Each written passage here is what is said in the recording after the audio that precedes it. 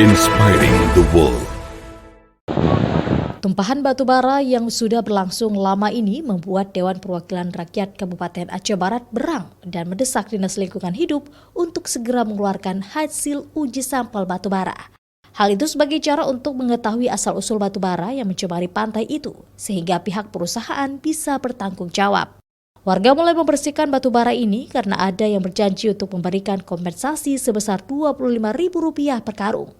Saya dengar ada janji diberikan kompensasi satu karung 25.000, Pak. Kan saya dengar dari dari orang penaga, kan. Maka kami ikut memilih.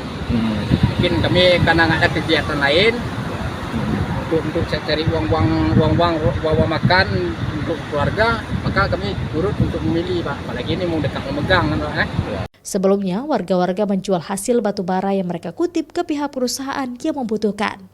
Hingga saat ini belum diketahui sumber batu bara yang mencemari pantai Melabuh itu berasal dari perusahaan tambang batu bara atau dari PLTU Nagan Raya.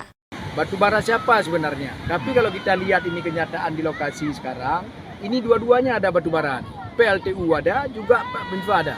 Ini jangan ada istilah nanti, kita nggak ada istilah ini si A punya, si B punya. Ini dua-dua ada. Karena kalau kita pakai tangan ini, sanggup kita pecahkan. Ada juga yang nggak sanggup kita pecahkan. Makanya kalau kita lihat kalorinya, mungkin dari PLTU lebih tinggi kalorinya. Kalau MIFA mungkin lebih rendah.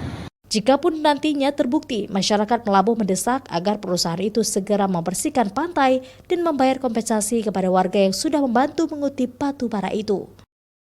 Nova Mistayanti, Kompas TV, Aceh Barat.